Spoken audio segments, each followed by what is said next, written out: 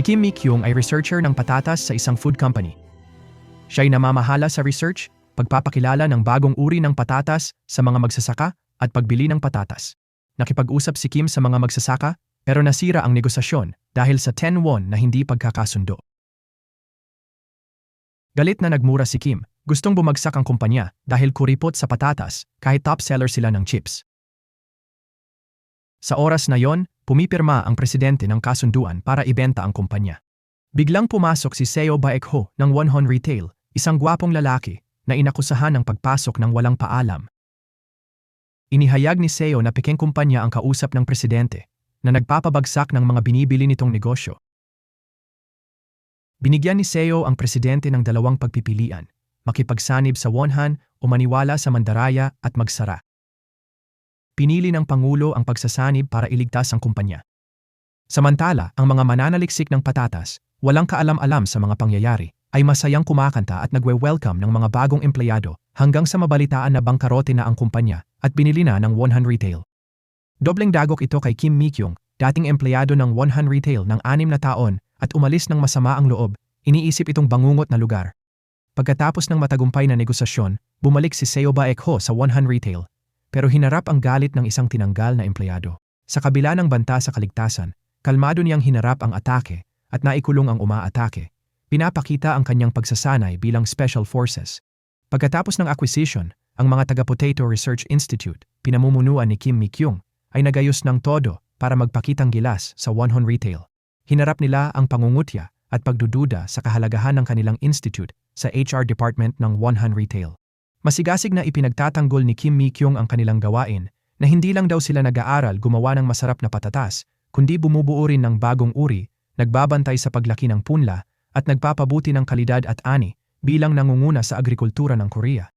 Matapos ang maikling pagtuturo, kumuha ang HR ng mga larawan para sa ID at nagpost ang mga mananaliksik ng may kumpiyansa, determinadong magpakitang gilas. Natanggap nila ang kanilang ID ng empleyado, ngunit nang magtanong tungkol sa kinabukasan ng instituto, malamig na sinabi ng HR na nasa kumpanya ang desisyon. Nakatanggap ang ministro ng tawag na nagsasagawa ng sorpresang inspeksyon ang mga tauhan ng Wonhon Retail sa instituto. Nagpanik ang lahat at nagmadaling bumalik, ngunit hindi mabuksan ang kanilang ID card ang mga gate. Napilitan si Kim Mi-kyung na gumapang palabas. Bigla, pumasok ang ilang manager ng Wonhon Retail at nakilala ni Kim ang leader bilang kanyang dating kasintahan. Para hindi makita, mabilis siyang yumuko. Nang umalis sila, nagpatuloy siya sa pag-crawl palabas. Habang papalabas siya, malakas na tinawag ng kasamahan ang pangalan niya. Narinig ito ng kanyang ex, bumalik, at tinawag siya. Tiningnan ni Kim ang ex niya, nagalit, binigyan ng finger, at umalis. 7 tao ang nagmadaling bumalik sa institute, may nakitang lalaking nag-iinspeksyon. Ang mga babaeng kasamahan ay namangha sa kanyang gwapong mukha. Pero nang pintasan ni Seo Baekho ang tsaa at papel, nawala ang pagkahanga nila. Nagtalo sina Kim at Seo Baekho tungkol sa biglaang inspeksyon sa institute. Sabi ni Seo Baekho, kung bibigyan ng oras, tatakpan lang nila ang mga problema. Habang aalis si Seo Baekho, sumandal sila sa rehas, iniisip ang hitsura't ugali niya. Akala'y di narinig, galit na hiniling ni Kim na may tumama sa ulo niya. Bigla, may magpay na lumipad pababa at tinuka ang ulo ni Seo Baekho. Habang nagugulat pa siya, muling umatake ang ibon. Bumaba si Kim para pigilan ito, habang tumakbo si Seo Baekho sa gubat. Tinawag ni Kim ang magpay at hinabol si Seo Baekho, pero huli na. Tumakbo siya sa dalisdis, hindi nakapigil, at gumulong pababa. Narinig ng mga tao sa bukid ang sigaw ni Kim, naglagay ng kariton at doon siya bumagsak. Dinala ni Kim si Seo Baekho sa ospital. Nakahinga ng maluwag nang malaman na mababaw lang ang mga sugat. Ipinaliwanag ni Baekho na pinaliit niya ang pinsala sa pag-aayos ng posisyon habang gumugulong. Sabi ni Kim, ang magpay na malapit sa institute dahil nailigtas niya, minsan umaatake ng tao pag nakarinig ng mura. Itinanggi niya ang anumang pananagutan. Bago umalis, tinanong ni Kim kung mananatiling bukas ang institute ng Wonhon Retail. Kahit kaunti ang resulta, lahat ay nagsusumikap ng husto. Sabi ni Baekho na nakita niya ang pagsisikap nila at hahayaang magpatuloy ang institute. Tinitiyak kay Kim na makakapagtrabaho siya ng payapa. Pagka-uwi ni Kim, naalala niya ang dating at nalungkot sa mga kasawian niya kumpara sa tagumpay nito. Sa tulong ng mga kaibigan, Unti-unti niyang natanggap ang mga nangyari. Kinabukasan, inihayag ng direktor na siya'y tinanggal at magtatalagang bagong direktor, ang One Han Retail. Bukod dito, 3 miyembro ng production management ang tinanggal din. Naalala ni Kim Mi-kyung ang pangako ni Soba Ek-ho na normal ang operasyon ng institute. Ngayong nakita niyang umalis ang mga tao, nadama niyang naloko siya at walang mabuti sa One Han Retail. Dahil sa pagkabalisa, binuksan ni Kim Mi-kyung ang cabinet na pinagtataguan ng sigarilyo. Kahit ilang buwan nang tumigil, bigla siyang nanabik manigarilyo sa sandaling iyon. Habang magsisindi na siya, biglang bumuhos ang malakas na ulan. Dahil sa sunod-sunod na malas, galit na naghagis siya ng unan at isinumpa ang One Han Retail. Pagkatapos magwala, nanlumo siyang tumayo sa gitna ng ulan. Bigla, lumapit si Soba Ek-ho at inilahad ang payong sa ibabaw niya. Nalaman ni Kim Mi-kyung na si Soba Ek-ho pala ang bagong direktor at nangungupahan sa kanila. Dahil galit sa One Han Retail, inutusan niya ang kapatid na palayasin si Soba Ek-ho. Ipinaliwanag ng kapatid niya na nahihirapan ang guest house at sa wakas ay may bisita na. Nagastos na niya ang upa ni Soba Ek-ho sa bagong dryer at di na makakabalik ng pera o palayasin siya. Walang magawa si Kim Mi-kyung pero di siya handang sumuko para makabawi ng kontrol. Nagtakda siya ng mga patakaran kay Soba Ek-ho. Dapat lihim ang pagsasama nila at pantay-pantay sila sa guest house kahit magkaiba sa institute. Pumayag agad si Soba Ek-ho sa mga kondisyon niya. Bumalik si Kim Mi-kyung sa kwarto kung saan naisip ng kaibigan niyang manunulat ang love story nila ni Soba Ek-ho. Walang pakialam, pinakita ng kaibigan niya na lahat ng nagustuhan niyang lalaki ay may Ho sa pangalan, kaya destiny niya si Soba Ek-ho.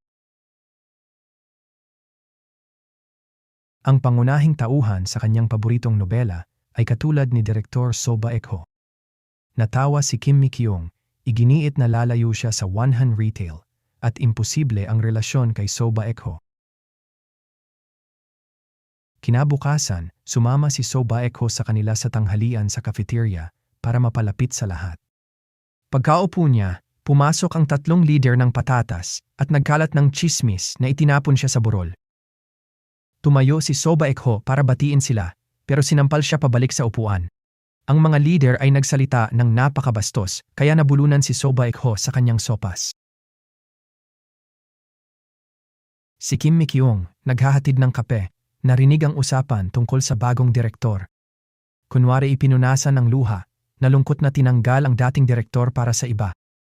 Ang dating direktor, kilala bilang doktor ng patatas ng nayon, ay iginagalang. Nagalit ang mga taga-baryo sa nangyari sa kanya. Nagkaisa sila para harapin si Soba Ek-ho. Nakita ni Soba Ek-ho ang mga taga-baryo na nagtipon sa paligid niya habang si Kim Mi-kyung ay walang pakialam. Doon niya napagtanto na nahulog siya sa bitag ni Kim. Ipinaliwanag ng Pangulo ng Barangay ang mga patakaran. Sinumang nakatira sa nayon ng higit 30 araw ay pansamantalang residente at dapat mag-ambag sa pondo ng nayon. Iniharap ng pinuno ang kasunduan kay Soba Ek-ho, hiniling pumirma at magbayad. Ayaw makipagtalo ni So sa mga hindi nakakaintindi ng batas. Nagbigay siya ng business card, hiniling kontakin ang abogado niya.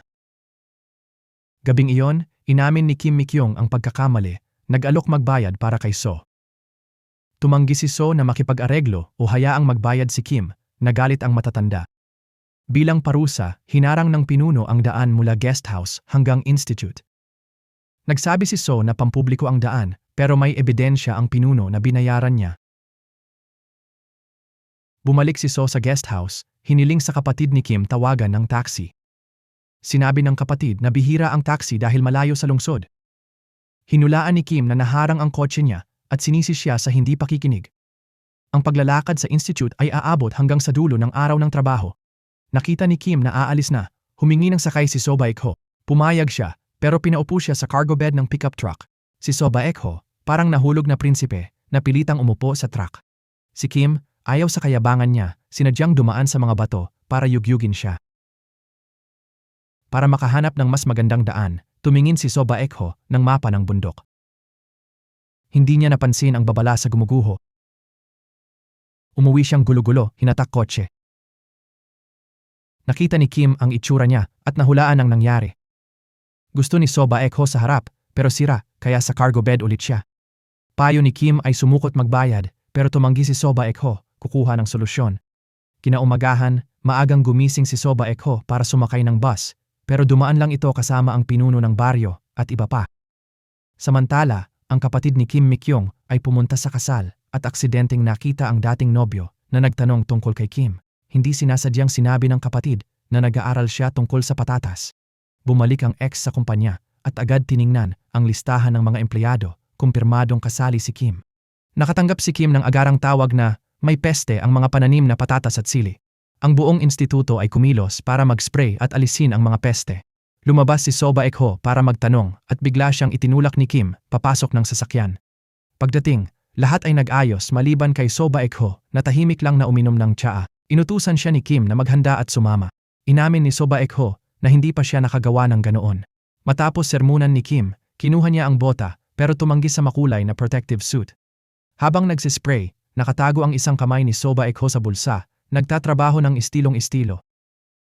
Bigla siyang tumalikod at nabangga sa empleyado, nagdikit sila ng malapit. Nang makatayo sila, tinawag niya ang operator, sinasabing hindi gumagana ang spray ng gamot. Ang operator na nakikinig ng musika, nakita ang senyas at inakala tapos na, kaya pinatay ang makina. Automatikong umatras ang hose, pumalibot kay So Baek-ho at hinila siya pababa sa lupa. Kumakaway ang lahat hanggang naintindihan ng empleyado at pinindot ang switch para palayain siya. Pagkatapos magpahinga, ang maputik na So Baek-ho ay naligo. Nang hindi siya lumabas, nag-alala ang ministro at pinacheck siya kay Kim Mi-kyung. Tumawag si Kim ng ilang beses pero walang sumagot. Biglang lumabas si So Baek-ho galing sa shower, nakasuot ng puting polo. Kitang-kita ang kanyang maskuladong likod sa polo at hindi pa nakabotones sa harap, nagbibigay ng sexy at kaakit-akit na aura. Si Kim, na mahilig sa mga gwapong lalaki, naramdaman ang mabilis na pagtibok ng kanyang puso. Agad niyang naisip si So Baek-ho bilang sexy boss sa nobela niya at naalala ang sinabi ng mga kaibigan na siya raw ay mahuhulog sa kanya. Umiling siya at mahinahon na inanyayahan si So Baek-ho na sumama sa iba para sa pagkakaisa ng grupo. Nagsinungaling si So Baek-ho na kaya niyang uminom, pero agad siyang nalasing. Uminom din si Kim Mi-kyung, kaya tumawag siya ng designated driver para iuwi ang kotse. Sila ni So Baek-ho ay naupo sa likod at inaantok na si So Baek-ho na nakasandal sa balikat niya. Nag-aalala na baka magpadalos-dalos siya, tinakpan niya ng raincoat ang ulo ni So Baek-ho. Nang magising, natagpuan ni Kim Mi-kyung ang sariling nakayakap kay So Baek-ho. Sinubukan niyang gisingin ito, pero nabighani sa mukha at dahan-dahang lumapit. Bigla namang nagmulat si So Baek-ho. Hindi alam kung nasisilaw o lasing, nakita ni Kim si So Baek-ho bilang sexy boss at hinalikan. Nagising si Kim Mi-kyung at naalala ang paghalik kay So Baek-ho kagabi. Nahihiya siya, lalo't nasaksihan ng kaibigan ang lahat, at inaasar siya. Ipinaliwanag ni Kim Mi-kyung na dahil sa alak at biglang udyok. Gusto niyang humingi ng tawad, nag-edit ng maraming mensahe, pero di pinadala. Malinaw na naalala ni So Baek-ho ang pangyayari. Pagkahalik sa kanya, natuwa siya pero natulala, di makapaniwala. Para makagambala, inayos niya ang ref, nagplansa at naggupit ng damo, gising buong gabi. Nagulat si Kim Mi-kyung sa tawag ni So Baek-ho at hindi alam kung paano haharapin, binaba agad. Si So Baek-ho, nakatayo sa bintana, nakita siyang nasa telepono. Nang makita siya ni Kim Mi-kyung na nakatitig, nagkunwari siyang naasilaw at mabilis na isinara ang kurtina. Si So Baek-ho, hindi sumuko, pumunta para kumatok sa pinto. Si Kim Mi-kyung, nagpanik, itinapon ang sapatos sa bintana at tumalon palabas, ngunit naghihintay si So Baek-ho. Humingi ng paliwanag, si So Baek-ho. Sinabi ni Kim Mi-kyung na lasing siya kagabi at walang maalala kinaumagahan. Inilantad ni So Baek-ho ang kasinungalingan. Sinabing binayaran niya ang taxi at gas na 170,000 won, humingi ng bayad. Alam na nagsisinungaling siya, nag-atubili si Kim Mi-kyung makipagtalo, baka mabunyag ang sariling kasinungalingan. Nag-aalangan, kinuha niya ang kanyang cellphone. Biglang dumating ang kapatid niya, kaya mabilis niyang binago ang usapan. Hiniling tulungan si So Baek-ho mag-ayos para makatakas siya. Ang lokal na instituto ay may taunang paligsahan sa pagkain, kasali ang mga taga-nayon, kabilang si Kim Mi-kyung. Abala sa paghahanda kasama ang chef at pinuno ng nayon, Muling hinarap siya ni So Baek-ho, humihingi ng 170,000 won. Kumuha si Kim Mi-kyung ng tablecloth para ipakitang abala siya, pero inagaw ito ni So Baek-ho, handang tumulong. Mahusay niyang inilatag ang tablecloth at naglagay ng florera, nagpapakita ng karanasan sa 22 buwang part-time sa malaking restaurant. Sinubukan ni Kim Mi-kyung magdahilan na magtakda ng kubyertos, pero si So Baek-ho, 14 buwan sa hotel buffet, mahusay humawak ng mga pinggan. Nang sabihing kailangan sa paradahan, hindi ito hamon kay So Baek-ho, 8 buwang part-time sa amusement park parking. Mahusay siyang nagdireksyon ng mga sasakyan, perpekto sa galing at ugali. Pagkatapos, humingi ulit ng pera si So Baek-ho. Dumating ang kalapit na punong bayan, kasama ang chef na galing US para mangasar. Nagsimula ng away ang punong bayan, nagkagulo sa event. Si So Baek-ho lang, nagbabalat ng patatas na naka-headphone, ang hindi nasali. Nahirapang lumaban ang kapatid ni Kim Mi-kyung dahil sa sibuyas. Tinanong ni na Kim Mi-kyung at punong bayan si So Baek-ho kung marunong magluto. May sertipiko si So Baek-ho sa Korean at Western cuisine, pero ayaw tumulong. Humingi ng tawad ang punong bayan at nangakong hindi na haharangin ang kotse niya. Pumayag si So Baek-ho at nagsuot ng uniforme ng chef. Sabay-sabay na naghagis at sumalo ng patatas ang kalabang chef. Naghagis si So Baek-ho ng patatas, hiniwa ito bago nahulog sa palayok. Ang kabilang chef mahusay na hinati gamit ang kaliwang kamay at tinadtad gamit ang kanan. Ang mga hiwa ni So Baek-ho ay maingat, iniwan ang balat ng patatas na buo, ngunit hiwalay sa laman. Matapos ipakita ang kanilang husay, inihandog ng magkabilang panig ang kanilang mga putahe. Pagkatapos ng pagpili ng mga hurado, nanalo si So Baek-ho. Ipinagmalaki ng pinuno ng nayon sa lahat at nagtipon ang mga taga-baryo para pasalamatan si So Baek-ho. Nakahinga ng maluwag si Kim Mi-kyung nang makita ito. Pagkatapos dinala niya si So Baek-ho sa liblib na lugar at humingi ng tawad sa paghalik ng walang pahintulot. Habang kinakabahang naghihintay, tinanong ni So Baek-ho, "Gusto mo bang maging tayo?" Naisip ni Kim Mi-kyung na baka nahulog siya. Ngunit nilinaw ni So Baek-ho na hindi siya naantig, kundi napilitan lang dahil sa kanyang konserbatibong paniniwala. Dahil naghalikan na sila, dapat silang maging mag-on. Nagulat sa kanyang konserbatibong pananaw, mariing tumanggi si Kim Mi-kyung na makipag-date kay So Baek-ho na naging dahilan ng mainit na pagtatalo. Bago umalis, sinabi ni So Baek-ho na hahabulin niya si Kim Mi-kyung hanggang mahulog ito sa kanya at pumayag makipag-date. Umuwi si Kim Mi-kyung na galit pero medyo nahihiya, naaalala lang na nasiyahan si So Baek-ho sa halik. Si So Baek-ho naman, naalala na hinalikan siya ni Kim Mi-kyung dahil gwapo at sexy raw siya, kaya't pinuri niya ang sarili sa salamin. Kinabukasan, nagsuot ng shades si Kim Mi-kyung sa trabaho. Pinalibutan siya ng mga katrabaho na nagtatanong, kaya't tinanggal niya ang shades, ipinakita ang kanyang kilay na naging sentro ng atensyon. Nalaman na dinala pala siya ng kaibigan niya para magpatato ng kilay kahapon. Nagtawanan silang lahat, kumuha ng litrato habang nagpo-pose si Kim Mi-kyung, naging biro ng araw. Bigla, dumating ang department head para ibalita na bumibisita ang pinuno ng headquarters sa institute. Nag-alala na baka matakot ito kay Kim Mi-kyung, kaya sinabihan niya itong magtago. Dumating ang chairman kasama ang manugang na si Park Ki-sae, ex ni Kim Mi-kyung, na agad hinanap siya. Pangunahing naroon ang chairman para makita si So Baek-ho, isang talentong nakuha niya. Nagkataon nakita niya si Kim Mi-kyung na nagtatago at hiniling na bumaba at bumati sa kanila.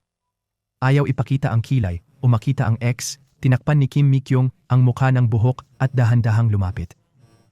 Isang hangin ang biglang humiwalay sa buhok ni Kim Mi-kyung. Inilantad ang kanyang buong mukha. Ang kanyang ex na si Park Ki-sae ay tahimik na lumapit sa kanya. Hiniling niya kay Kim Mi-kyung na huwag banggitin ang kanilang nakaraan, ayaw niyang maapektuhan ng tsismis. Natigilan si Kim Mi-kyung. Ayaw na niyang makipag-ugnayan sa ex at pumayag na umaktong hindi niya ito kilala sa hinaharap. Gayunman, nang paalis na si Kim Mi-kyung, sinabi ni Park Ki-sae na ginagamit pa rin niya ang dating shampoo. Nagalit si Kim Mi-kyung at itinaob si Park Ki-sae sa lupa. Pumasok si So Baek-ho at naramdaman ang tensyon sa pagitan nila. Sinabi ni Kim Mi-kyung na nahulog si Park Ki-sai ng mag-isa at wala siyang kinalaman dito. Walang nagawa ang dating nobyo kundi umalis ng tahimik. Matapos ang paglilibot, tinalakay ng chairman kung kailangan pa ang institute. Ipinagtanggol ni Soba Ek-ho ang malaking ambag ng institute sa benta ng kumpanya. Ngunit para kay Park Ki-sai, karaniwan lang ang patatas at dapat isara ang institute. Sumang-ayon ang chairman kay Park Ki-sai at hiningi ang plano ni Soba Ek-ho. Para mailigtas ang institute, nagmungkahi si Soba Ek-ho na bawasan ang tauhan. Pumayag ang chairman at hiniling na tapusin ito agad at bumalik sa headquarters. Tumawag si Soba Ek-ho kay Kim Mi-kyung. Akala niya ay para ligawan siya, pero nagulat nang sabihing siya'y tinanggal sa trabaho. Inakala ni Kim Mi-kyung na pananakot lang ito para makipag-date sa kanya. Nang makita ang seryoso si Soba Ek-ho, naunawaan niyang totoo pala. Ipinaliwanag ni Soba Ek-ho na kailangan bawasan ang tauhan at siya lang ang di profesional. Giniit ni Kim Mi-kyung na masipag siya araw-araw at hindi nawawala, ayon sa talaan ng pagdalo. Kaya hinamon siya ni Ba Ek-ho tungkol sa mga pag-aaral o resulta ng research niya sa nakaraang 6 na taon. Biglang sinabi ni Kim Mi-kyung na ang layunin niya ay gumawa ng patatas na ipapangalan sa kanya. Pagkasabi niya, nakaramdam siya ng guilt, na-realize na wala siyang nagawa sa kabila ng mga pangako. Hindi na pinatalunan ni Ba Ek-ho at sinabi na sanayin ang bagong staff at mag-resign na. Iminungkahi niya na maghanap na ng bagong trabaho. Sobrang upset si Kim Mi-kyung kaya sumandal siya sa manibela para ilabas ang emosyon. Pinanood siya ni Ba Ek-ho mula sa bintana, medyo naaawa. Nang gabing iyon, hindi umuwi si Kim Mi-kyung at hindi sumasagot sa telepono. Pumunta ang kapatid at best friend niya kay Ba Ek-ho para magtanong kung may nangyaring masama sa institute. Hindi binanggit ni Ba Ek-ho ang pagpaalis, pero nag-alala na baka may gawin si Kim Mi-kyung. Pumunta si Kim Mi-kyung sa templo kung saan nakatira ang kanyang amang monghe. Nakipag-usap siya sa kanya para mapagaan ang kanyang damdamin. Nang malapit na hating gabi at di pa bumabalik si Kim Mi-kyung, nag-aalalang naghintay si Ba Ek-ho. Nang makitang bumalik at masayang iniisip sirain ang salamin ng kotse ni Ba Ek-ho, napanatag na siya. Nagising ang kapatid ni Kim Mi-kyung para uminom at nalaman na pumunta siya sa templo. Nagreklamo siya sa maagang pagkamatay ng ina at pagiging monghe ng ama. Unfair kay Kim Mi-kyung. Bilang panganay sa 3, dahil wala ang ama, siya ang napilitang mag-alaga sa kanilang lahat. Ngunit, tinanggap ng masunuring si Kim Mi-kyung ang responsibilidad na ito. Nagsasagawa si Soba Ek-ho ng mga individual na pagpupulong sa mga empleyado. Si Kim Mi-kyung, gustong sumubok pa, biglang pumasok sa opisina ni Soba Ek-ho. Sinubukan niyang abalahin siya gamit ang kanyang signature smile. Pero hindi natinag si Soba Ek-ho at tinanong bakit siya biglang pumasok. Mapagkumbabang nagsumamo si Kim Mi-kyung na panatilihin ang trabaho, nag-alok na walang pagtaas ng sweldo sa 2 taon dahil mahirap daw makahanap ng kasing mura niyang trabaho. Sa kabila ng kanyang mga pakiusap, tumanggi si Soba Ek-ho na bawiin ang pagtanggal sa kanya. Harap sa katotohanan, humingi si Kim Mi-kyung ng numero ng recruiter sa kasamahan, nagkunwaring may kaibigan na naghahanap ng trabaho sa agrikultura. Nakipagkita siya sa recruiter sa hotel, aktibong ipinagmalaki ang sarili at umaasang makakuha ng posisyon sa pananaliksik sa agrikultura. Ngunit hindi humanga ang recruiter sa kanyang resume at mabilis na tinapos ang usapan. Nagkataon na nasa hotel din si Park Ki-sai at narinig ang kanilang pag-uusap. Pagkaalis ng recruiter, umupo siya kasama si Kim Mi-kyung at tinanong kung pinalayas siya ni Soba Ek-ho. Ipinaliwanag niya na trabaho ni Soba Ek-ho ang magbawas ng tao, pero pwede niyang panatilihin si Kim Mi-kyung dahil siya ang boss at may huling desisyon. Dahil sa dating pagsasaalang-alang, handa siyang tumulong sa kanya. Sinabi ni Kim Mi-kyung na itaas niya ang kamao, buksan ang daliri, tapos sinampal siya para gisingin ang isip niya. Sinabi niya na kahit sa pinakamababang punto, hindi siya hihingi ng tulong sa basura. Pagkatapos nito, galit siyang umalis ng hotel. Pumunta si Park Ki-sai sa hotel para sana makita ang dating asawa na galing abroad. Hindi niya alam na ayaw siyang makita ng ex-wife at nakipagkita ito kay Soba Ek-ho, kaibigan noong bata. Nakita ni Soba Ek-ho ang kalat, tumulong maglinis at sinabi makipagkita kay Park Ki-sai. Dismayado si Mi-kyung na hindi siya pinanigang kaibigan.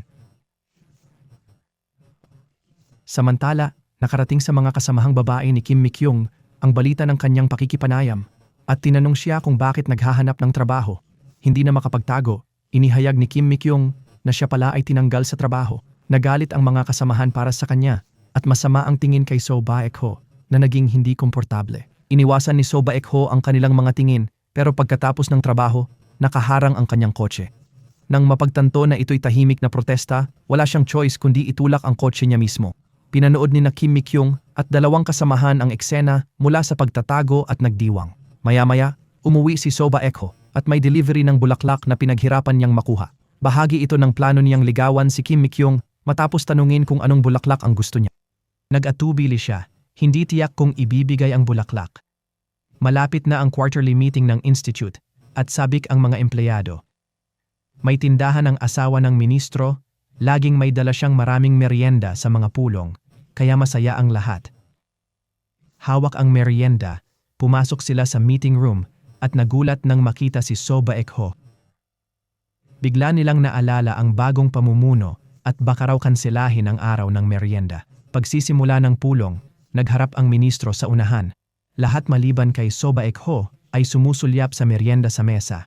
Isang babae, hindi masaya, nagreklamo sa group chat na masyadong mahigpit si Soba Ekho at parang pang-aabuso ang pagbabawal ng merienda. Natakot si Kim Mi-kyung nang mapansin na napunta sa main chat kasama si Soba Ekho ang mensahe. Natigilan ang lahat nang mapansin nilang tiningnan din ni Soba Ekho ang kanyang telepono. Nakita ito ni Kim Mi-kyung, kinuha ang telepono ni Soba Ekho at tumakbo sa banyo para burahin ang mensahe. Ibinalik niya ang telepono, sinasabing akala niya sa kanya iyon. Sa pulong, nang may nagsabi na baka nasa computer ni Soba Ekho ang chat, tumakbo si Kim Mi-kyung sa opisina niya. Pero hindi niya alam ang password, kaya hindi niya mabuksan ang computer. Nag-aalangan, hiningi niya ang password, sinasabing kailangan lang niya ng 10 segundo. Inutos ni Soba Ekho na umalis siya agad. Nagsinungaling si Kim Mi-kyung, sinabing minura niya siya sa group chat at napadalang kumpanya. Nag-aalala siya sa magiging reaksyon nito at gusto niyang burahin. Inis, sinabi ni Soba Ekho na wala siyang pakialam at burahin na lang kung hindi siya makapagtrabaho. Ipinasok niya ang password at hinayaan si Kim Mi-kyung na mag-asikaso. Pagkatapos burahin ang komento ng kasamahan, humingi siya ng tawad at umalis. Nang gabing iyon, bumagyo at nagulat si Kim Mi-kyung sa alerto ng bagyo sa telepono. Nag-alala sa greenhouse, agad siyang pumunta sa instituto. Nakita siya ni Soba Ekho umalis at sinundan siya, nag-aalala sa kaligtasan niya. Si Kim Mi-kyung ay nasa instituto, inaayos ang nasirang tarp. May dumating na malakas na kamay para tulungan siyang hilahin ang tarp. Si Soba Ekho iyon, dumating para tumulong sa kanya. Pagkatapos sina Kim Mi-kyung at Yoon Hye-jin ay naligo ng mainit. Pagkatapos, kumain sila ng sabay sa instituto. Bago ito, nakita ni Soba Ekho ang aksidenteng mensahe ng babae sa group chat. Alam niyang si Kim Mi-kyung ang umako ng sala para sa kasamahan noong araw. Kinabukasan, may bagong bisita na dumating sa guest house. Nakita ng kaibigan at kapatid ni Kim Mi-kyung ang taong pumasok sa kwarto ni Soba Ekho gamit ang code. Hinala nilang kasintahan ni Soba Ekho ito, kaya't ipinaalam kay Kim Mi-kyung. Kahit nagkunwaring walang pakialam, nag-alala siya dahil nagpakita ng interes sa kanya si Soba Ekho. Nakaramdam ng panlilinlang. Pinagmasdan nila ang kwarto ni Soba Ekho at nakakita ng babae sa kama na ikinainis niya. Di niya alam kaibigan pala ito ni Soba Ekho noong bata, si Yoon Hye-jin, na humihingi ng tulong sa kanya. Nakita ni Yoon Hye-jin si Kim Mi-kyung at masayang bumati, nagpahiwatig na pupunta sa kanila. Maya-maya, tumunog ang doorbell at inanyayahan sila ni Yoon Hye-jin sa welcome party niya. Sa party, si Soba Ekho, na vegetarian, ay bigla namang nag-ihaw ng karne. Ipinagmalaki ni Yoon Hye-jin ang pagkakaibigan nila mula 16 anyos na ikinainggit ni Kim Mi-kyung. Hinarap niya si Soba Ekho, inakusahan ng panlilinlang at sumumpa na hindi na mauuto. Pagkabalik sa upuan, narinig niya si Yoon Hye-jin na tinanong si Soba Ekho tungkol sa crush nito. Naging malinaw na sina Yoon Hye-jin at Soba Ekho ay magkaibigan lang noong kabataan. Naisip ni Kim Mi-kyung na baka gusto siya ni Soba Ekho, pero hindi malamang dahil walang magtatanggal sa taong gusto nila. Tumigil siya sa pag-overthink at nagpatuloy sa paghahanap ng trabaho. Bigla, may email siya mula sa project management team na itinalaga siya sa pagsasama ng retail at food services sa Institute at HQ linggo-linggo. Dumating si Kim Mi-kyung sa headquarters sa oras. Nakita niyang pumasok si So Baek-ho. Inakala niya na baka si So Baek-ho ang project management team leader. Bigla pumasok ang kanyang dating kasintahan. Inanunsyo niya na siya ang pinuno ng project management team. Pagkatapos ng meeting, tinawag ng ex niya si Kim Mi-kyung sa opisina para sa trabaho. Inamin niyang nagpull siya ng strings para mailipat siya. Kasi nagtrabaho si Kim Mi-kyung sa Wonhae Retail at Research Institute. Kilalang-kilala niya ang dalawang kumpanya. Mas gusto ni Kim Mi-kyung maghanap ng bagong trabaho kaysa tanggapin ang pabor. Inakusahan siya ng ex na sobrang mapagmataas. Sa galit, inihayag niya ang katotohanan. Inilipat niya ito dahil sa awa lamang. Akala niya lumala ang buhay nito dahil sa kanya. Dahil sa guilt, tinulungan niya si Kim Mi-kyung. Nainsulto si Kim Mi-kyung sa sinabi. Tinanggal niya ang relo, tapos ang sapatos. Pagkabilang ng 10, sinugod niya ang ex gamit ang sapatos. Tumakas ang kanyang dating kasintahan. Biglang tumunog ang telepono. Ulat ng sekretarya, hinahanap siya ni So Baek-ho. Mabilis na nagsuot ng sapatos, si Kim Mi-kyung, pinagbuti niya ang kanyang hitsura. Naramdaman ni So Baek-ho ang kakaibang atmosphere.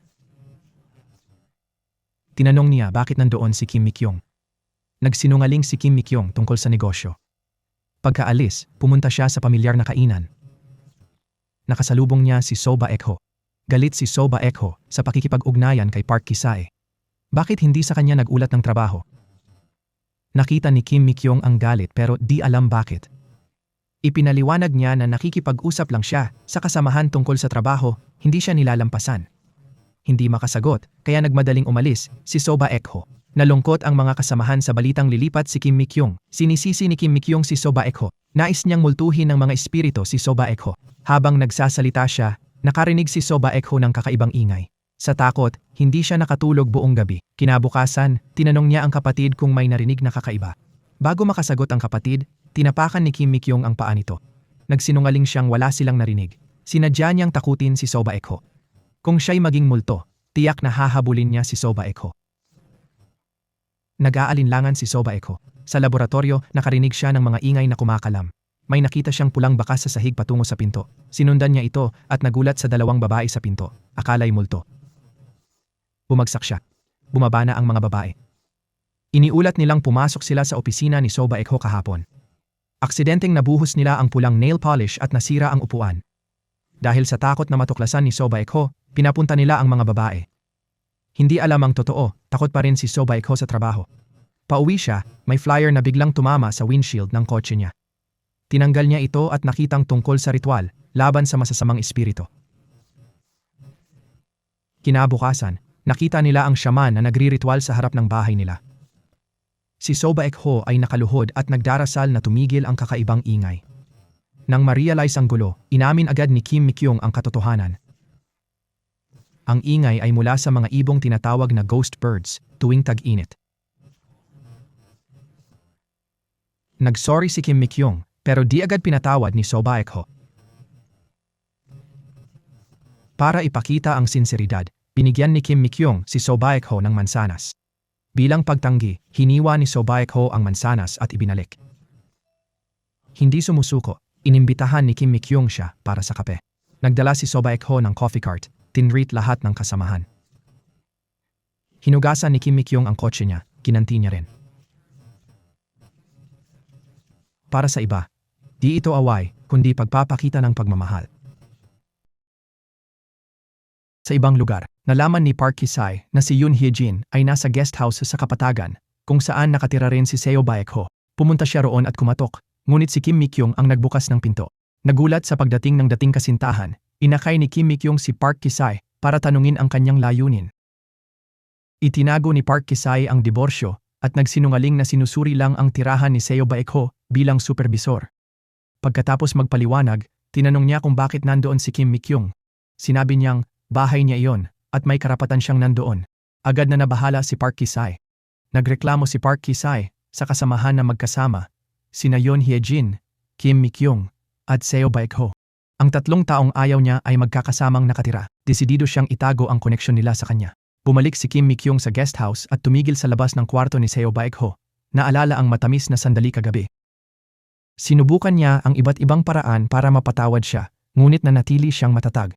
Pagod sa mga pagsisikap, tinawagan ni Kim Mi-kyung si Seo Baek-ho para mag-alok ng tigil putukan. Nang tumawag siya, sinabi niyang napansin niyang hindi maganda ang hitsura niya at hindi nagalit. Gumaan ang loob ni Kim Mi-kyung. Tumingin siya sa bintana at nakita si Seo Baek-ho na nakatingin din. Nagkatinginan sila habang nag-uusap sa telepono at naging malapit ang kanilang pakiramdam sa isa't isa.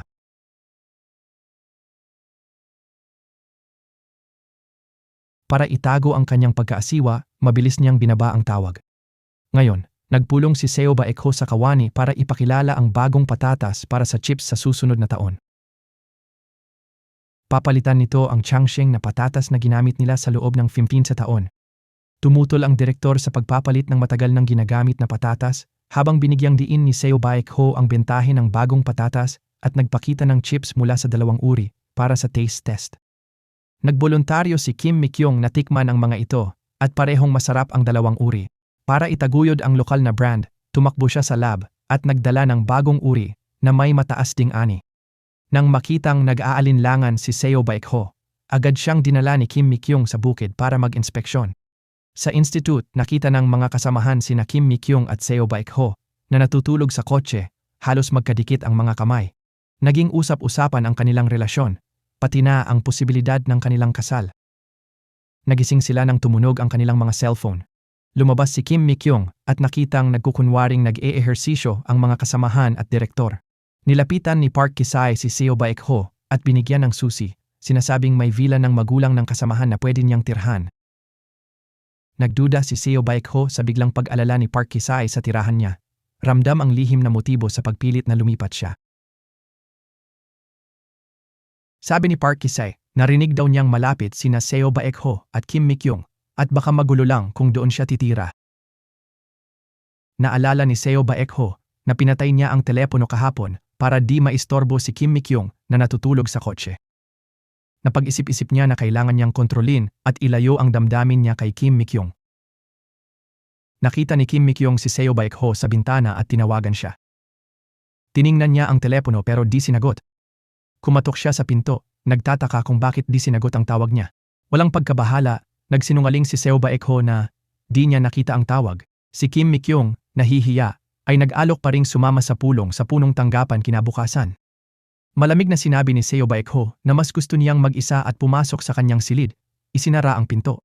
Nakita ni Yoon Hye-jin ang hirap ni Seo Baek-ho. Pinilit siyang sabihin kung sino ang gusto at payo na dapat diretso ang pag-ibig tulad ng ilaw trapiko. Tumigil o umalis nang walang pag-aalinlangan. Ngunit para kay Seo Baek-ho, ang damdamin niya'y parang dilaw na ilaw, hindi sigurado kung susulong o aatras. Sa pulong ng proyekto kinabukasan, hindi maiwasang titigan ni Kim Mi-kyung si Seo Baek-ho ng may pagmamahal. Ngunit hindi siya tiningnan ni Seo Baek-ho sa buong pulong. Sa tanghalian, narinig ni Kim Mi-kyung ang usapan tungkol sa kanya at kay Park Ki-sae. Maya-maya, lumapit si Seo Baek-ho. Di pinansin ang chismis, inanyayahan ni Kim Mi-kyung si Seo Baek-ho sa tabi niya, pero umupo siya sa ibang lugar. Nahiya si Kim Mi-kyung at di na nakatiis sa chismis. Umalis siya sa kainan ng di kumakain at nagpunta sa tahimik na lugar, nalulungkot gaya ng 6 na taon na ang nakalipas nang harapin niya ang iskandalo. Tahimik na tumulo ang luha niya. Bigla, tumawag si Park Ki-sae. Galit na pumasok si Kim Mi-kyung sa opisina niya at tinanong bakit siya tinawagan. Napansin ni Park Ki-sae na umiyak siya at inaliw siya, pero malamig siyang tinanggihan.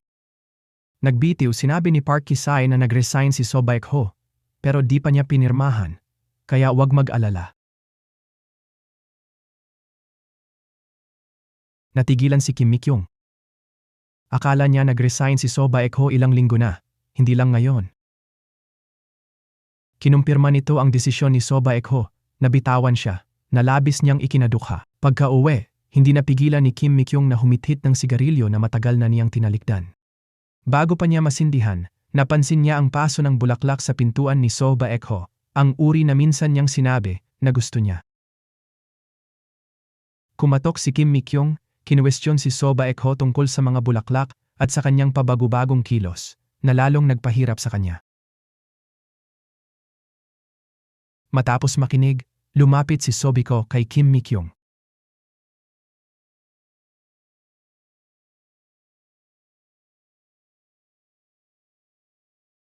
Ipinahayag ni So Baek-ho ang matinding pagnanais na sirain ang mga hadlang sa pagitan nila at ipakita ang tunay niyang damdamin.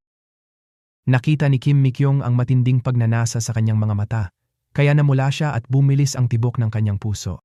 Nang akmang gagalaw pa si So Baek-ho, nataranta si Kim Mi-kyung at lumayo upang pakalmahin ang sarili. Bumalik siya kay So Baek-ho, sabik na marinig ang tunay niyang nararamdaman para sa kanya. Dahan-dahang ibinahagi ni So Baek-ho ang kanyang nakaraan. Inabandona noong bata, lumaki sa ampunan, laging sumusunod sa tuntunin at nagpipigil ng emosyon. Dahil kay Kim Mi-kyung, nawawala ang kanyang pagpipigil sa sarili dahil sa hindi mapigilan na pagmamahal. Galit na sinabi ni Kim Mi-kyung na hindi lang siya ang nag-aalinlangan.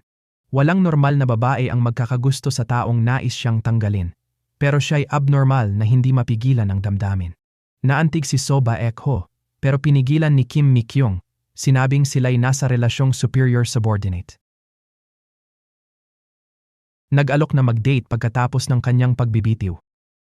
Nang magdikit ang kanilang mga kamay, may kuryenteng dumaloy sa kanila. Pagpasok sa institute, napansin ni Kim Mi-kyung ang kakaibang kilos ng mga kasamahan.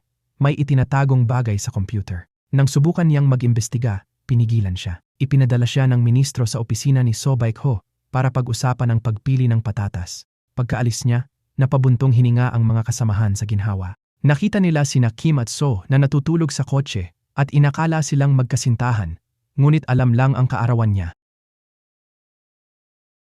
Sa opisina ni So Baek-ho, nagtalo sila tungkol sa mga uri ng patatas. Sa tensyon, biglang tinanong ni So kung galit sa kanya si Kim Mi-kyung. Pinagtibay niya ang profesionalismo, pero nangakong maghahanap ng teorya para talunin siya. Ginugol niya ang araw sa pananaliksik. Pagkatapos ng trabaho, nakita siya ni So na abala pa rin sa opisina. Nang magpatuloy siya sa pagtatalo, nag-alok si So na kumain sila sa labas. Sa daan, nagtalo ulit sila, kaya tumigil si So at malambing na humingi ng tawad. Galit, bumaba si Kim at tumanggi sa hapunan. Agad siyang sinundan at hinawakan ng kamay, humihingi ng pagkakasundo. Sa huli, naantig sa lambing niya. Naglakad sila ng magkahawak kamay. Gusto ni Kim dalhin siya sa paborito niyang lugar.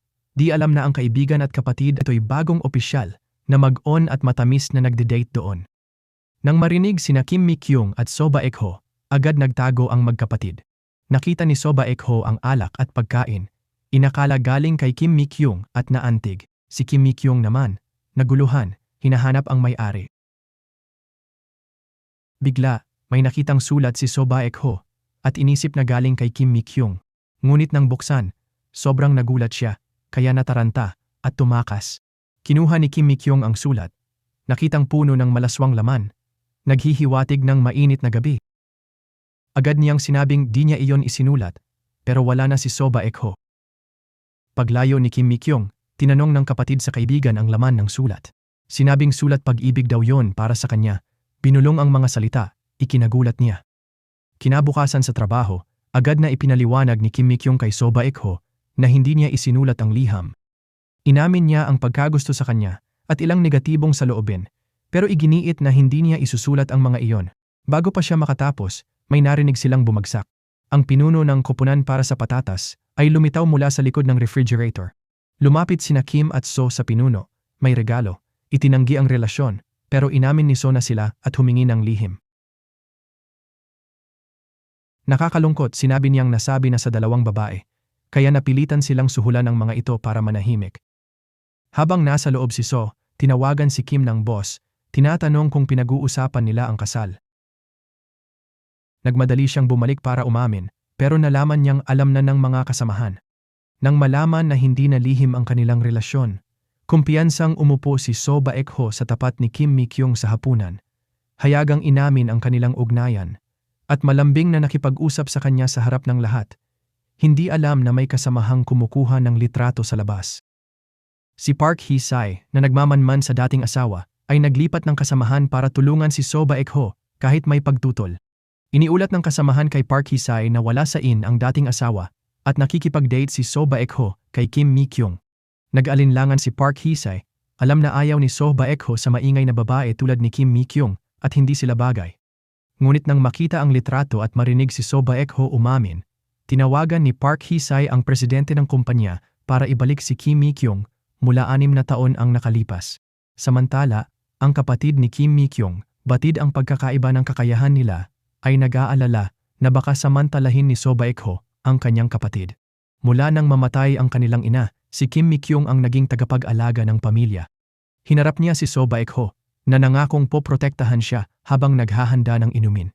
Napansin ni So Baek-ho na hindi alam ng kapatid ang gastos at kita, kaya gumawa siya ng balanse para makita kung bakit lugi ang Nalaman ng kapatid na lugi dahil sa libreng pananatili ni na Kim Mi-kyung, kaya inutusan silang magbayad ng upa at pagkain sa susunod na buwan.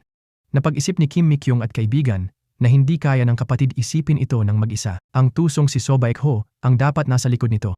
Bilang ganti, pinalayas nila ang kapatid at si So Baek-ho. Para mapatawad, nagdala si So Baek-ho ng mga manikang gusto ni Kim Mi-kyung. Hindi siya nakapagpigil, kinuha ang mga manika, at sinamantala ni So Baek-ho para pumasok at ipin siya sa pader. Ang malapit na paglapit ay nagpakilig sa kanilang mga puso. Ipinikit ni Kim Mi-kyung ang mata, pero sa noo siya hinalikan ni So Baek-ho. Si Park Hee-sai may tahimik na nagdarasal sa larawan ni Kim, umaasang di siya makikipag-date kay So. Pagbalik ni Kim sa kwarto, nakita niyang nagtago ang kapatid at kaibigan niya. Lihim nilang pinagmasdan ang mga intimate moments nila ni So mula sa bintana ng kwarto nito. Nagkataong nagpalit ng damit si So at biglang nakita nila ang hubad niyang katawan. Mabilis na isinara ng kapatid ang kurtina, pero napansin pa rin ni So ang mga anino nila. Nahihiya, agad tinawagan ni Kyung si So Baek-ho para magpaliwanag, sinabing hindi sinasadya at di nila balak makita siyang hubad. Sumagot si Baek-ho na di mahalaga dahil makikita rin naman daw ni Kim sa madaling panahon. Ang kanyang malabong sagot ay ikinagulat ni Kim at tuwang-tuwang gumulong sa kanyang kama. Kinabukasan, balak ni Kim, Mi-kyung kumain sa labas kasama ang kaibigan, pero kinansela para makita si So Baek-ho at magluto ito para sa kanya. Ang kaibigan, galit sa pagkansela, sinisi si Kim sa kawalan ng konsiderasyon. Ang kapatid, para pasayahin ang kaibigan, huminto sa tabi ng daan para halikan ito ng mapagmahal. Bigla, nakita ng kaibigan si Park Hee-sai, dating nobyo ni Kim, na nagmamaneho papunta sa guest house. Agad niyang pinaalis ang kapatid sa kotse, umupo sa driver's seat, at nagmadaling bumalik sa guest house. Habang bumababa si Park sa kotse, natakot siya sa mabilis na sasakyan at nadapa. Galit na galit siyang pinagalitan ng kaibigan dahil walang puso at hindi karapat-dapat hanapin si Kim. Binalaan siyang maghanda sa kahihinatnan kung magpapakita ulit. Hindi makasagot, sinisi ni Park ang paghihiwalay nila ni Kim sa kaibigan.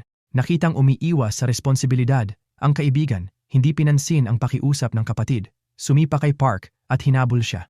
Habang nagpaplano kumain, narinig ni na Kim Mi-kyung at So Baek-ho ang gulo sa labas at lumabas para tingnan. Nakita si Park, sumigaw silang dalawa ng pangalan niya. Bumalik si Kim sa kwarto, iniisip ang relasyon ni na So Baek-ho at Park. Feeling kong kasamahan lang, bakit tawag ni So sa kanya kuya? May hinala siyang may koneksyon na hindi niya alam. Kinonfrontang ni So Baek-ho si Park tungkol sa pagbisita, nadama ang labis na interes ni Park sa kanya kamakailan. Nagsinungaling si Park na gusto lang malaman na saan si Yoon Hye-jin, maingat na tinanong kung nakikipag-date si So kay Kim. Matapos kumpirmahin, ginamit ni Park ang trabaho bilang dahilan para payuhan si So laban sa pag-ibig sa opisina. Hindi alam ang tunay na intensyon ni Park, kaya pinaalis siya ni So nang may dahilan. Tinawagan ni So Baek-ho si Kim para kumain, pero nagsinungaling ito tungkol sa mga gawain at tumanggi. Nag-aalangan si Kim kung sasabihin ba kay So ang dating relasyon nila ni Park. Payo ng kaibigan, wag sabihin, sabi ng kapatid, mas mabuting marinig mula kay Kim kaysa sa iba. Pinili ni Kim na iwasan muna ang pagkikita kay So, pansamantalang pag-iwas. Hating gabi, inanunsyo sa baryo na tumakas muli ang guya ng matanda at hiniling ang tulong ng lahat. Agad sumama sina Kim Mi-kyung at dalawa pang iba sa mga taga-baryo.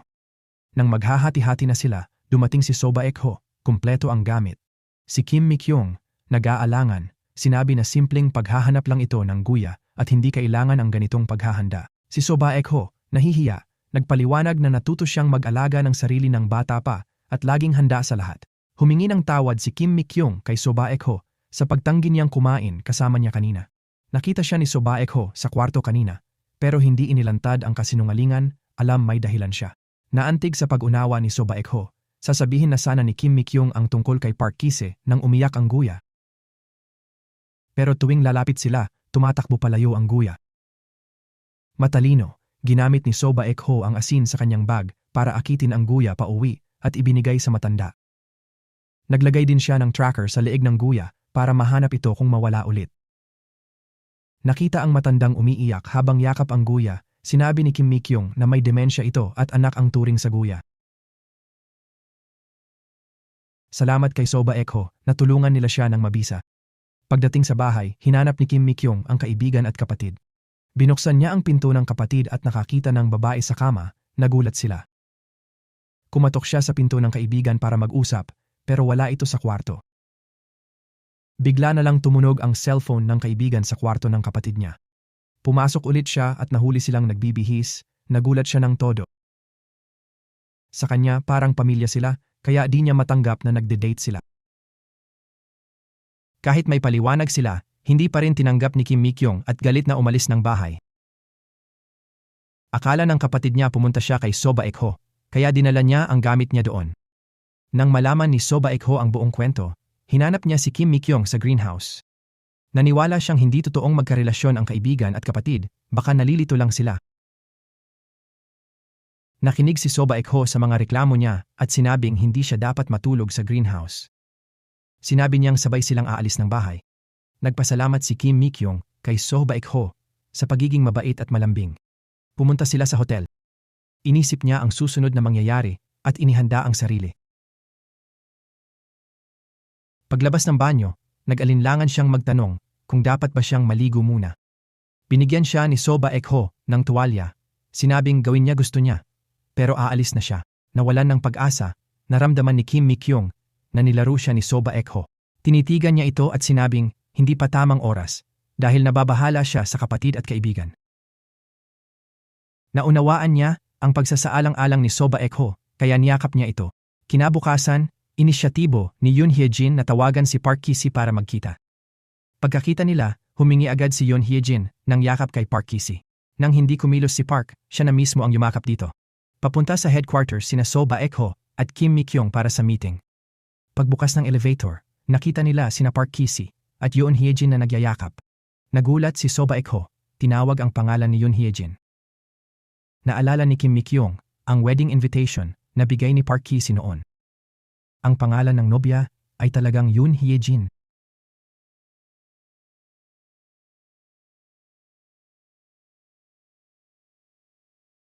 Naaalala ni Kim Mi-kyung ang pagsundo kay Park Ki-si mula sa training abroad. Umalis ng maaga si Park Ki-si para kumain kasama ang mga kasamahan.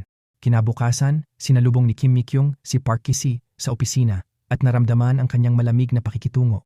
Iniabot niya ang imbitasyon sa kasal. Inaanunsyo ang nalalapit niyang pag-iisang dibdib sa anak ng chairman na si Yoon Hye-jin. Nang marinig na tinawag ni So Baek-ho si Yoon Hye-jin, napagtanto ni Kim Mi-kyung na ang babaeng tumigil sa guest house ay asawa ni Park Ki-si. Nagulumihanan, humingi ng paumanhin si Kim Mi-kyung para makapagpakalma.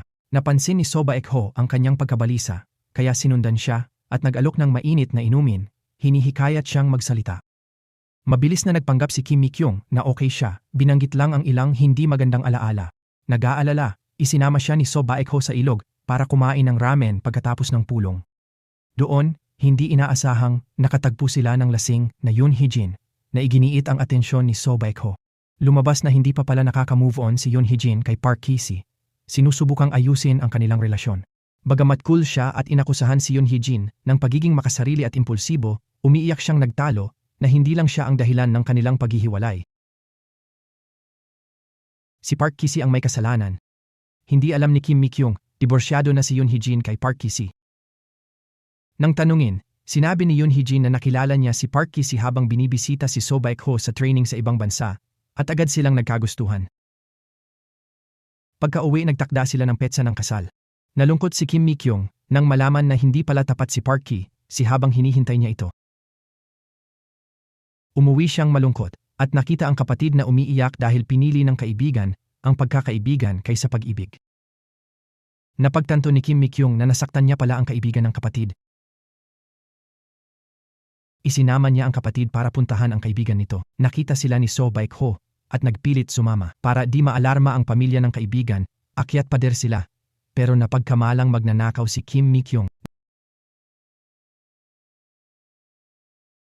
Dinala sila sa presinto, dumating ang kaibigan, niyakap si Kim Mi-kyung, at nagkabati sila.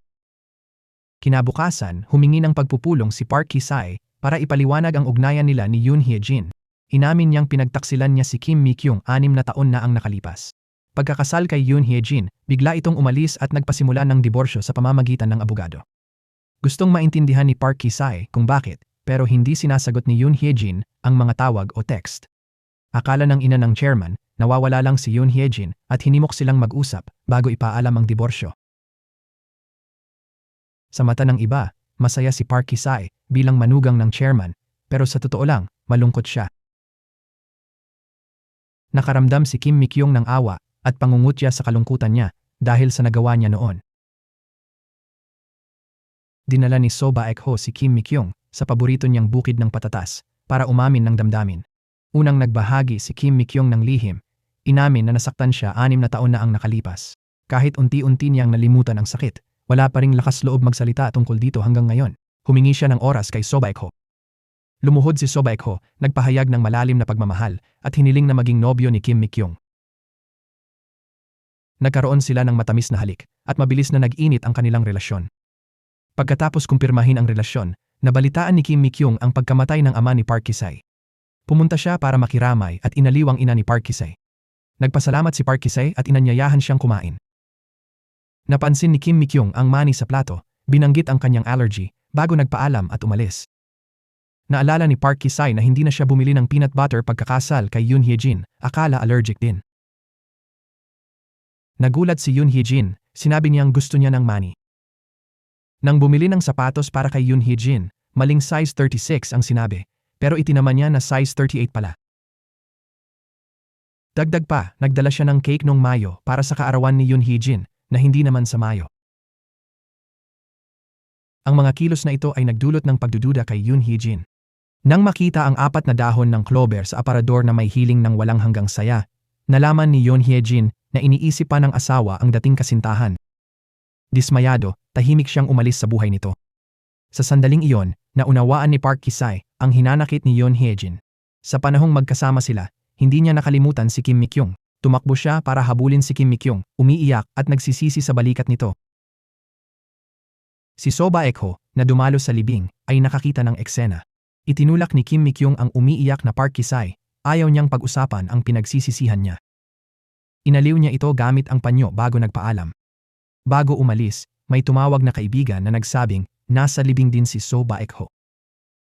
Hindi nakita ni Kim Mi-kyung si So Baek-ho at bumalik sa institute para hanapin siya, nalaman na pumunta siya sa headquarters. Kanina, nakita ni So Baek-ho si Kim Mi-kyung na niyayakap si Park Ki-sae at nahulaan ang relasyon nila, pero mas nag-alala siya sa ibang nakalimutang bagay. 6 na taon ang nakalipas, hiniling ng kapatid ni Yoon Hye-jin na asikasuhin niya ang empleyado na nakadate si Park Ki-sae.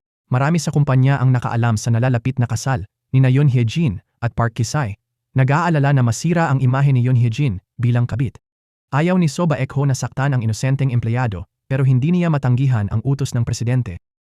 Inilipat niya ito sa ibang departamento kaya umalis ito sa kumpanya dahil sa pagiging isolated. Ngayon lang niya naalala na ang empleyado na yon ay si Kim Mi-kyung at siya pala ang nagdulot ng pinsala sa kanya sa 100 Retail. Nahihirapan sa guilt, desperadong tumakbo siya para ilabas ang emosyon. Natatakot na baka itaboy ni Kim Mi-kyung ang katotohanan pero alam niyang pahirapan siya ng konsensya kung tatahimik. Matapos mag-isip ng matagal, inanyayahan niya si Kim Mi-kyung na maglakad para magtapat. Pero natawag siya sa phone at na-distract sa fireflies, kaya napalampas niya ang tamang pagkakataon. Kinabukasan, nag-camping ang buong institute sa beach, kung saan nakatagpo nila ang hindi pala kaibigan na Sweet Potato Institute. Kinutya ng mga kalaban ang kanilang simpleng camper. Sa kritikal na sandali, stylish na inilabas ni So Baek-ho ang card at hiniling sa ministro na i-book ang pinakamarangyang campsite. Nag-alok na bayaran ito, na nagpasaya sa lahat. Sa kasamaang palad, sa isang usapan, lumabas ang desisyon ni So Baek-ho na tanggalin si Kim Mi-kyung. Ipinaliwanag ni So na bahagi ito ng pagbabawas ng tauhan, pero gayunpaman, nalungkot ang lahat sa pagkawala ni Kim at natapos ang camping ng may pait. Nang makita ang guilty na mukha ni So, dinala siya ni Kim sa greenhouse para aliwin. Tiniyak niya na kahit mawalan ng trabaho, patuloy pa rin siyang mag-aaral tungkol sa patatas. Naintindihan niya ang desisyon at sinabi kay So na huwag mag-guilty dahil siya ang nagbigay ng kaligayahan at pinakaimportante sa buhay niya. Si So, na labis na nasasaktan, ay humingi ng oras at mabilis na umalis. Hindi na makayanan ang sakit. Nalilito si Kim kung ano ang itinatago ni So Baek-ho. Sa pulong sa HQ, nakasalubong niya si Park Ki-sae. Inulit nito na tapat ang kanyang paghingi ng tawad, pero di na siya magpapakababa pa. Alam niyang mas masasaktan lang si Kim Mi-kyung. Bago umalis, pinalaan siya ni Park na huwag masyadong magtiwala kay So Baek-ho. Nag-init ang tenga ni Kim Mi-kyung. Gusto niyang malaman kung anong bumabagabag kay So Baek-ho. Nag-text siya na maghihintay siya sa labas hanggang makabalik ito. Noon, kausap ni So si Park. Galit siya rito dahil pinanood lang nito ang pang-aapi kay Kim noon. Sinabi ni Park na si So mismo ang naglagay kay Kim sa mahirap na sitwasyon. Masakit man, umamin si So na atras na siya. Wala raw siyang karapatang makasama si Kim. Pagbalik sa guest house, nakita niya si Kim na naghihintay sa pintuan. Bago pa siya makapagsalita, tumakbo siya at niyakap siya, puno ng pagmamahal. Masakit man, itinulak niya ito at umamin na siya ang naglipat sa kanya, 6 na taon na ang nakalipas, na naging dahilan ng kanyang pagbibitiw. Hindi makapaniwala si Kim Mi-kyung. Bukod sa chismis tungkol sa kanya at Park Ki-sae, bigla siyang inilipat.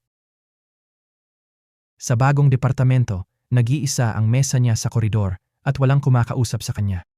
Tiniis niya ang bawat sandali hanggang sa hindi na niya makayanan at nagbitiw. Dahil kay So Baek-ho, pinilit niyang magbagong buhay, pero nalaman na ang minamahal niya ang pinakanakasakit sa kanya. Sa pag-alala ng masasayang sandali nila ni So Baek-ho, hindi napigilan ni Kim Mi-kyung ang pag-iyak. Una silang nagkita sa institute habang nagtatrabaho. Sinadya ni Kim Mi-kyung ang paglayo na napansin ni So Baek-ho. Hindi na siya sumama sa iba para kumain. Umaasang makahanap ng tahimik na lugar para kumain mag-isa. Bigla, may mga matandang babae na nakakita sa kanya at nagtipon, tinutukso siya tungkol sa relasyon nila ni Kim Mi-kyung. Ayaw magdulot ng gulo, ipinaliwanag ni So Baek-ho na naghiwalay na sila at hiniling na huwag nang pag-usapan ang kanilang relasyon. Agad ibinahagi ng mga babae ang balita sa group chat. Nakakuha ng simpatsya para kay Kim Mi-kyung sa institute. Galit na nakita ang mga mensahe. Pumasok si Kim Mi-kyung sa opisina para harapin si So Baek-ho tungkol sa pag-anunsyo ng breakup. Ang mga kasamahan niya, alam ang nalalapit na pagtanggal sa trabaho, ay naawa sa kanya. Ngayon, binigyan sila ni So Baek-ho ng mas maraming pinag-uusapan. Ginagawa siyang sentro ng atensyon. Galit niyang tinawag si So Baek-ho na sakuna at sinabihan na lumayo at huwag magparinig bago siya umalis. Nasaktan sa mga salita, nag-impake si So Baek-ho at pansamantalang bumalik sa punong himpilan. Napansin ni Park Ki-sae ang kakaibang kilos ni So Baek-ho at hininalang may away sila ni Kim Mi-kyung. Nang mapag-isipan, tinawagan niya si Kim Mi-kyung na may sakit sa tiyan dahil sa stress ng hiwalayan at mawawalang trabaho. Kahit maalalahanin si Park Ki-sae, si Kim Mi-kyung na alam na siya ang may gawa ay walang pasasalamat. Kinonfrontang Park Ki-sae si So Baek-ho sa hindi pag-aalaga kay Kim Mi-kyung na malakas pero nagkakasakit lang sa matinding stress. Nang malaman ang sakit niya, nagmadali si So Baek-ho at nagluto ng lugaw na abalone, pinadala sa kapatid niya. Ngunit, agad itong ibinalik ni Kim Mi-kyung, desididong maglagay ng hangganan. Bigo, ipinahayag ni So Baek-ho ang sakit ng loob, di man lang daw makapagtanong kung kumusta na siya. Nagpasya siyang alagaan siya, nang patago, sinabihan itapon, o ipamigay kung di niya gusto. Nagulat sa pride ni So Baek-ho, at ubiling dinala ni Kim Mi-kyung ang mga gamit sa kwarto. Umiiyak, inamin ng best friend na alam niya ang pagtataksil ni Park Ki-sae bago pa man niya sabihin. Nakita niya si Park Ki-sae na naghihintay ng ibang babae, sumusukat ng wedding dress, at kinonfront. Nagmakaawa si Park Ki-sae na itago, gusto niyang sabihin mismo kay Kim Mi-kyung, takot na sisihin. Itinago ng kaibigan ang sikreto hanggang sa sinimulan ni Park Ki-sae ang breakup. Ngayon, pinagsisisihan niyang hindi agad sinabi kay Kim Mi-kyung na guilty sa pag-iingat sa kanya. Inaliw ni Kim Mi-kyung ang umiiyak na kaibigan, tinitiyak na tapos na ang nakaraan. Kay Park Ki-sae ang kasalanan, at hindi niya sisisihin ang kaibigang laging nasa tabi niya. Samantala, si So Baek-ho, na malungkot ay kinaladkad ni Yoon Hee-jin para uminom. Hindi niya inihayag ang relasyon ni Kim Mi-kyung at Park Ki-sae, pero tinanong kung alam ni Yoon Hee-jin na may girlfriend si Park Ki-sae noon. Inamin ni Yoon Hee-jin na nag-propose ng breakup si Park Ki-sae bago umuwi mula sa USA at may girlfriend pala siya, pero hindi niya binitawan si Park Ki-sae at pinilit siyang makipaghiwalay sa girlfriend kahit may masamang nangyari, nasira ang kanyang kasal. Ngunit wala siyang pagsisisi sa kanyang desisyon. Lalo pang naawa si So Baek-ho sa pinagdaanan ni Kim Mi-kyung nang marinig ito. Ngunit di niya masisisi si Yoon Hee-jin na nabigo na ang kasal. Kinabukasan, habang nag-aani ng patatas sina Kim Mi-kyung, may balita mula sa instituto. Nasira ang kagamitan sa bodega at ang 500 tonelada ng patatas ay nabulok.